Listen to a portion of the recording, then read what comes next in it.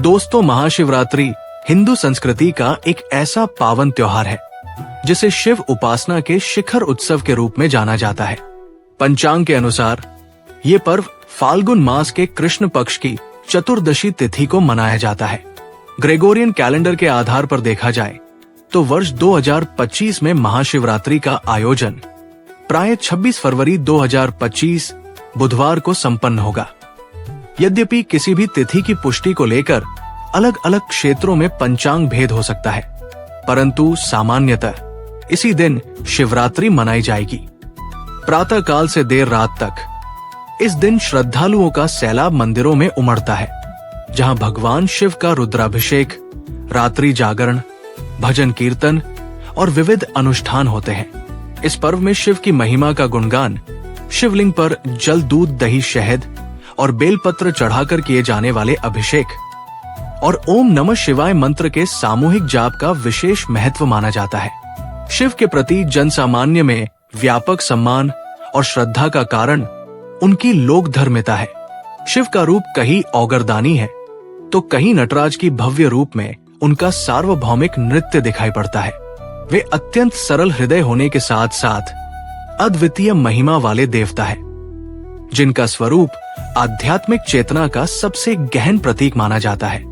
महाशिवरात्रि वो रात है जिसमें प्रकृति और परमात्मा का संगम होता है, जहां भक्तों को अपनी साधना और भक्ति के माध्यम से शिव तत्व का बोध करने का सुगम मार्ग मिलता है।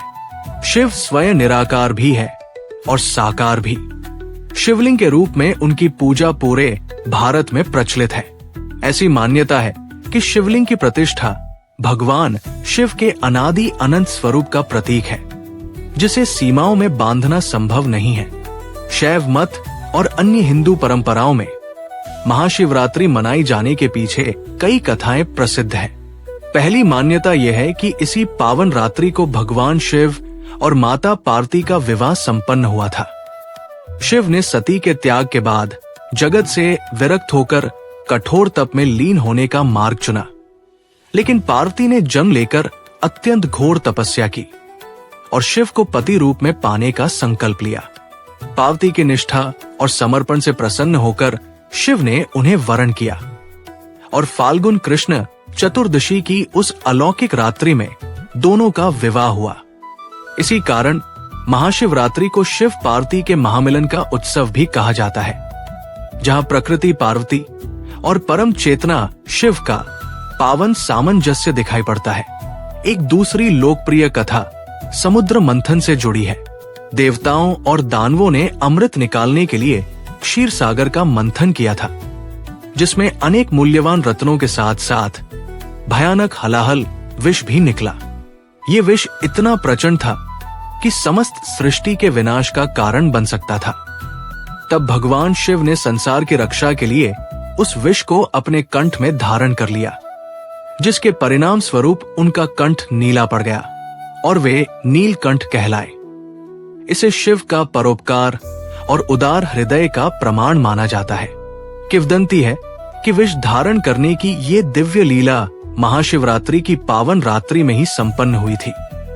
अतः इस दिन को शिव की करुणा और त्याग का स्मरण करते हुए बड़े ही आदर और भक्ति से मनाया जाता है।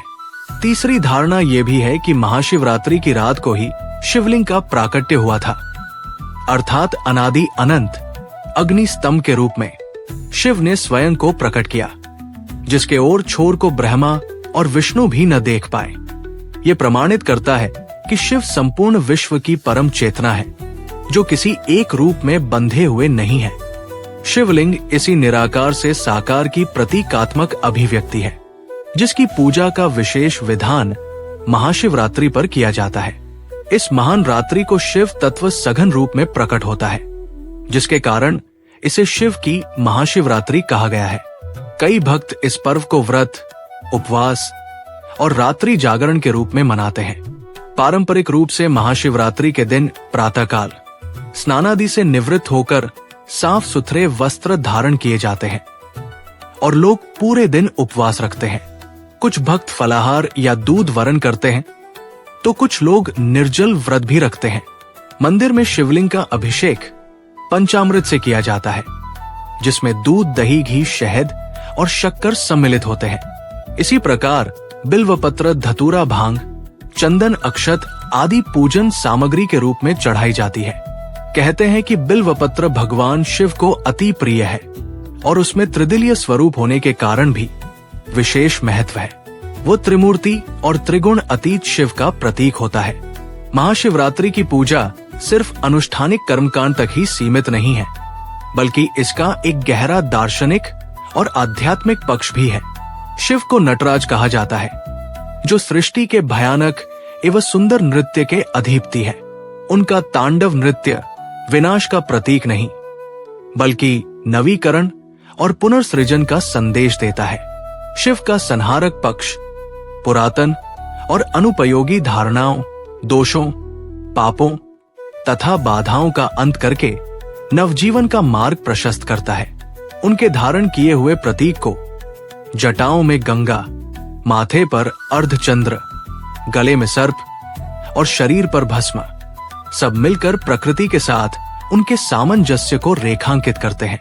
जब शिवलिंग का अभिषेक करते हैं तो एक अर्थ में हम पंच तत्वों पृथ्वी, जल, अग्नि, वायु, आकाश का आभार प्रकट करते हैं और ये अनुभव करते हैं कि शिव उन सभी तत्वों से परे है, लेकिन उनके आधार भी है। ओम नमः शिवाय मंत्र इन 5 तत्वों को समेटने वाला पंचाक्षरी मंत्र कहलाता है, जिसके जाप से भक्त अपने भीतर की चेतना को जागृत करता है और एक गहन आध्यात्मिक शांति का अनुभव करता है। महाशिवरात्रि की रात्रि इस साधना में संलग्न रहने का बेहतरीन अवसर होती है, क्योंकि ये रात ऊर्जा और सूक्ष्म जगत की दृष्टि से अत्यंत फलदायी मानी जाती है। पौराणिक कथाओं के साथ साथ महाशिवरात्रि का बड़ा सांस्कृतिक महत्व भी है। पूरे भारतवर्ष में इस दिन शिवालयों और ज्योतिर्लिंगों पर बड़े बड़े मेलों का आयोजन होता है।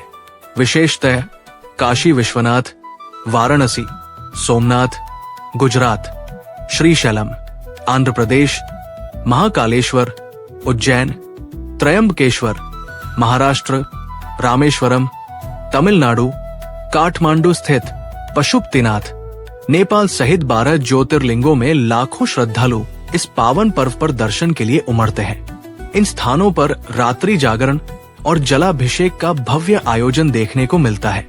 सामूहिक रूप से शिव आराधना के समय हर हर महादेव के जयघोष की गूंज चारों दिशाओं में सुनाई पड़ती है, जिससे भक्ति और उत्साह का अनोखा वातावरण बनता है।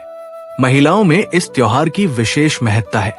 शिव पार्वती का विवाह इस बात का प्रतीक है कि ईश्वर और प्रकृति का मिलन, सत्य और शक्ति का एक दूसरे के बिना अधूरा होना जीवन के संतुलन की ओर संकेत करता है। कुंवारी कन्याएं महाशिवरात्रि के व्रत का पालन इस कामना से करती है कि उन्हें भी शिव समान सात्विक और योग्य जीवन साथी मिले।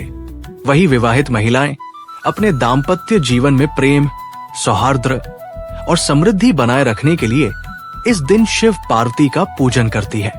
इस प्रकार पारिवारिक और सामाजिक स्तर पर भी यह पर्व प्रेम, त्याग और समर्पण की भावना को बल देता है। दर्शन और अध्यात्म की दृष्टि से देखा जाए तो शिव का रूप मानव के भीतर छिपी असीम चेतना का प्रतिरूप है।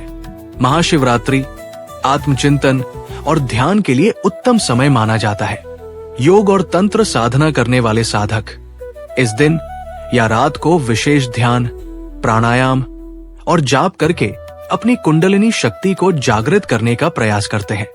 शिव ध्यान में लीन होने से चित्त में निर्मलता आती है। क्रोध, लोभ, मोह जैसी नकारात्मक वृत्तियां नियंत्रित होने लगती है और जीवन में एक नई ऊर्जा का संचार होता है। शिव सहार से भी जुड़े हुए हैं, परंतु उनका सहार रचनात्मक होता है। वो पुरानी और अनुपयोगी संरचनाओं को तोड़कर एक नए सृजन का मार्ग तैयार करता है। समुद्र मंथन की कहानी प्रतीक है कि जीवन में जब कठिनाइयां आती है तो हमें भागने की बजाय उनका सामना करना चाहिए। शिव की तरह विश्व को ना उगलना है ना निगलना है, बल्कि कंठ में थामकर उसे निष्प्रभावी करना है। आज के आधुनिक युग में अनेक प्रकार के मानसिक तनाव, प्रतिस्पर्धा, पारिवारिक उलझने और सामाजिक चुनौतियां हमारे सामने आती हैं। शिव की उपासना या उनके आदर्श हमें सिखाते हैं कि हम अपनी परेशानियों से हार न माने, बल्कि उन्हें रोककर उनके दुष्प्रभाव से स्वयं को और दूसरों को बचाएं। इस दृष्टि से महाशिवरात्रि केवल एक धार्मिक अनुष्ठान नहीं है, बल्कि मनोवैज्ञानिक और आध्यात्मिक प्रेरणा का स्रोत भी है।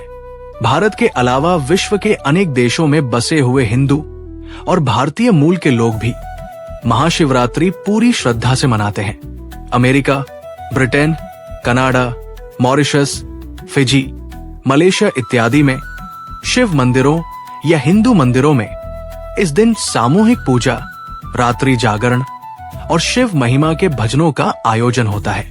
भारतीय संस्कृति से जुड़े लोग चाहे जहां रहे, वे इस पर्व के माध्यम से अपने मूल धर्म और परंपराओं को जीवंत रखते हैं।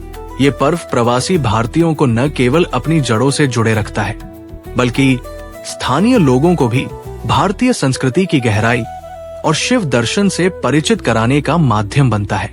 शिव की प्रतिष्ठा एक ऐसे देव के रूप में है जो सरलता से प्रसन्न हो जाते हैं और अपने भक्तों पर वरदान की वर्षा करते हैं। इसलिए उन्हें आशुतोष कहा जाता है। अपने भक्तों को सभी प्रकार से परिपूर्ण करने वाले शिव आस्था और आचरण के मध्य एक दृढ़ सूत्र की तरह अरे हैं। उनका रूप कहीं योगी का है तो कहीं गृहस्थ का या कहीं द्वैत का। ये उनके स्वरूप को सार्वभौमिक बनाता है। उनकी जटाओं में मां गंगा का वास, मस्तक पर चंद्रमा, गले में सर्प, हाथों में डमरू, तीसरा नेत्र, सभी प्रतीक मिलकर ये दर्शाते हैं कि शिव समस्त चेतन अचेतन जगत के अधिपति है। इसीलिए उनकी अर्चना का फल हर व्यक्ति को अपने जीवन स्तर और प्रयोजन के अनुसार प्राप्त होता है। महाशिवरात्रि का व्रत आध्यात्मिक लाभ के साथ साथ स्वास्थ्य के लिए भी हितकर माना जाता है। फाल्गुन का महीना ऋतु परिवर्तन का समय होता है, जब सर्दी कम होने लगती है और बसंत के आगमन का संकेत मिलता है।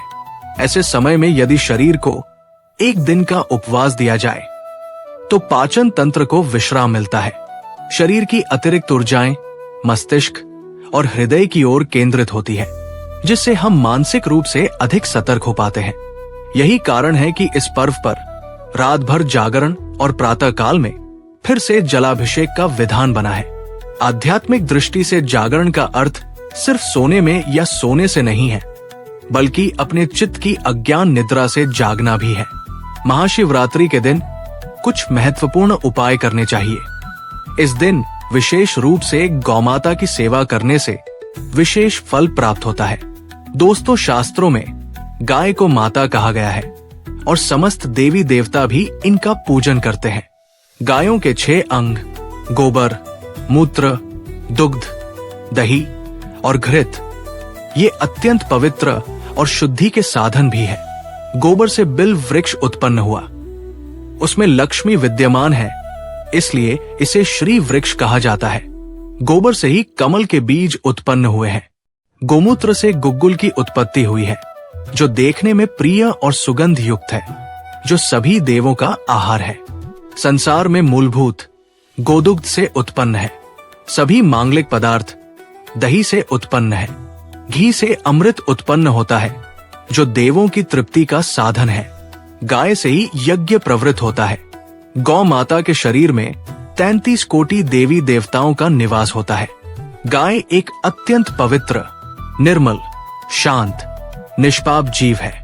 ऋग्वेद में इसे संसार का पालन पोषण करने वाली कामधेनु माता कहा गया है। इसके दर्शन मात्र से मनुष्य के हजारों पाप नष्ट हो जाते हैं। इसीलिए कभी निष्पाप गौमाता पर अत्याचार नहीं करना चाहिए। गाय को कभी मारना नहीं चाहिए और कभी उन्हें कष्ट नहीं देनी चाहिए। गाय को मारना शास्त्रों में सबसे बड़ा पाप माना गया है। जो मनुष्य गाय की निस्वार्थ भाव से सेवा करे, वो सुख समृद्धि प्राप्त करेगा। जो स्त्री रसोई में बनी पहली रोटी गौमाता को खिलाएगी, वो सदा सुहागिन और सौभाग्यशाली रहेगी। जो लोग अपने घर में गाय से प्राप्त पंचगव्य को घर में रखेगा, उसके घर में कभी दुख दरिद्रता नहीं आएगी। जो व्यक्ति प्रतिदिन किसी न किसी तरह से गौ माता की सेवा करता है, वो सबसे अधिक पुण्यवान बन जाता है। शास्त्रों में गौ माता को मां लक्ष्मी का रूप माना गया है, इसीलिए उनकी पूजा करने से दरिद्रता दूर होती है। प्राचीन काल से ही गौ माता की सेवा और संरक्षण करने की परंपरा चली आ रही है। कई ऋषि मुनि अपनी कुटिया में गायों का पालन करते थे तथा राजा महाराजा गायों का दान करते थे। गायों के दान को सबसे बड़ा दान कहा गया है। गाय का दान करने से सभी जन्मों के पाप नष्ट हो जाते हैं और मनुष्य को मोक्ष की प्राप्ति होती है। गौ माता के दर्शन करना बहुत शुभ होता है। शास्त्र कहते हैं रोज सुबह गाय के दर्शन होने से पुण्य की प्राप्ति होती है और सुबह गोबर के दर्शन होने से लक्ष्मी की प्राप्ति होती है। अगर किसी महत्वपूर्ण कार्य के लिए जा रहे हैं और अचानक ही गौमाता आपके रास्ते में आ जाती है तो वो कार्य निश्चित ही सफल हो जाता है। किसी भी यात्रा पर निकलते समय अगर गौ माता के दर्शन हो जाए तो वो यात्रा सुखपूर्वक पूर्ण हो जाती है, इसमें संशय नहीं है। कुंडली में यदि पितृदोष होता है तो अन्य उपायों के साथ साथ गौ माता को प्रतिदिन रोटी और घास खिलाने से लाभ होता है और पितृदोष से मुक्ति मिलती है। इसी तरह कुंडली में यदि शनि की 7.5 या महादशा है तो हर शनिवार और अमावस्या को काले रंग की गाय को घास या रोटी खिलाएं और उसकी पूजा करें। इससे शनि दोष कम होता है। गौमूत्र यानी कि गाय का मूत्र बहुत ही उपयोगी, पवित्र और स्वास्थ्य की दृष्टि से अत्यंत हितकारी होता है। आध्यात्मिक दृष्टि से तो गौमूत्र का महत्व है ही, साथ ही वैज्ञानिक और स्वास्थ्य की दृष्टि से भी गौमूत्र के बहुत से लाभ बताए गए हैं। गौमूत्र में बहुत से खनिज पदार्थ और स्वास्थ्यवर्धक तत्व होते हैं जो हमारे शरीर की शुद्धि करते हैं और बहुत से रोगों से भी बचाते हैं। साथ ही गौमूत्र छिड़कने से वातावरण में शुद्धता और पवित्रता व्याप्त हो जाती है। इसीलिए हमारे शास्त्रों में शरीर को निरोगी रखने के लिए प्रतिदिन गौमूत्र का सेवन करने तथा घर में गौमूत्र छिड़कने के लिए कहा गया है। कुंडली में शुक्र ग्रह की स्थिति को मजबूत करने के लिए ज्योतिष शास्त्र के अनुसार सुबह के भोजन में सबसे पहली रोटी निकालकर एक सफेद गाय को खिलाना शुभ माना जाता है। अगर कुंडली में बुध ग्रह कमजोर है या किसी कारण इसके दुष्प्रभाव झेलने पड़ रहे हैं तो हर बुधवार के दिन गाय को हरा चारा खिलाना शुरू कर दें। इससे बुध से जुड़े दुष्प्रभाव दूर होंगे और आपको तमाम समस्याओं का हल मिल जाएगा। अगर कुंडली में मंगल दोष है जिसके कारण आपके जीवन में कई तरह की परेशानियां हैं तो लाल रंग की गाय की सेवा करें। मंगलवार के दिन गाय का पूजन करें और उसे गुड़ और चने आदि खिलाएं। बृहस्पति ग्रह को जीवन के सभी मांगलिक कार्यों का कारक माना जाता है। ऐसे में अगर किसी व्यक्ति के जीवन में विवाह आदि मांगलिक कार्यों में विघ्न निर्माण हो रही है तो उन लोगों को कुंडली में बृहस्पति ग्रह की स्थिति को मजबूत करने के लिए रोटी पर गुड़ और चने रखकर गाय को खिला देना चाहिए। इससे शुभ परिणाम प्राप्त होते हैं। अगर घर में अशांति है, लड़ाई झगड़े होते रहते हैं तो घर में सुख शांति बनाए रखने के लिए घर के अंदर गाय के गोबर से बने उपले को जलाना चाहिए और उसका धुआं संपूर्ण घर में फैलाना चाहिए। इससे घर की नकारात्मक ऊर्जा नष्ट होती है और सकारात्मक ऊर्जा में वृद्धि होती है। गाय के दूध, दही, घी, गोबर और गोमूत्र से बनने वाले मिश्रण को पंचगव्य कहते हैं। पंचगव्य को पापनाशक कहा जाता है और हिंदुओं की एक धार्मिक विधि प्रायश्चित करने में इसका उपयोग किया जाता है। पंचगव्य को बनाने वाली सभी वस्तुएं अत्यंत उपयोगी होती है जो स्वास्थ्य के लिए लाभदायक तो है ही, साथ ही औषधीय गुणों से भी भरपूर है। अगर द्वार पर गौमाता आती है तो उसे बिना रोटी खिलाए जाने मत देना, नहीं तो दुर्भाग्य का सामना करना पड़ेगा, क्योंकि जिसके द्वार से गाय बिना कुछ प्राप्त किए लौट जाती है उसके घर से लक्ष्मी भी चली जाती है।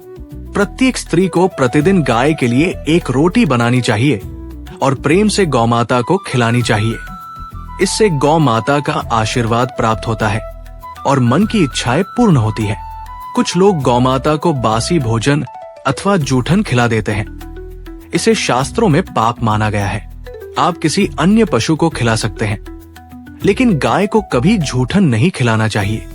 भूख लगने के कारण गौमाता उस अन्न को ग्रहण कर लेती है, लेकिन इसका पाप उस व्यक्ति को लगता है जो गौ माता को ऐसा बासी भोजन खिलाता है।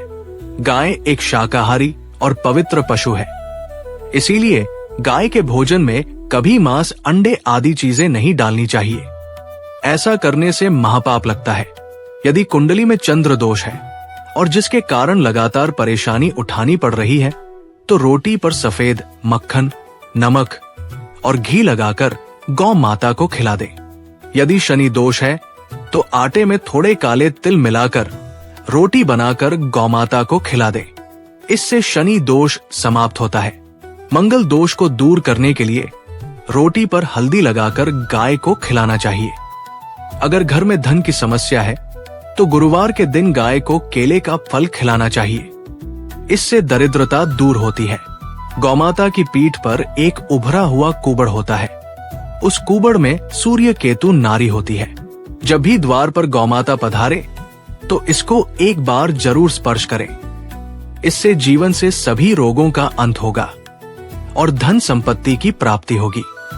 शास्त्रों में कहा गया है, जो मनुष्य तन मन धन से गौ माता की सेवा करता है, वो मृत्यु के बाद वैतरणी नदी को माता की पूंछ पकड़कर पार कर लेता है। उस व्यक्ति की अकाल मृत्यु नहीं होती है और उसे स्वर्ग की प्राप्ति होती है। जिस व्यक्ति के भाग्य की रेखा सोई हुई है, अगर वो व्यक्ति अपनी हथेली पर गुड़ रखकर गौ माता की जीभ से चटाता है तो उसकी सोई हुई भाग्य रेखा खुल जाती है और उसका दुर्भाग्य सौभाग्य में परिवर्तित हो जाता है। उम्मीद है जानकारी पसंद आई होगी। वीडियो को लाइक जरूर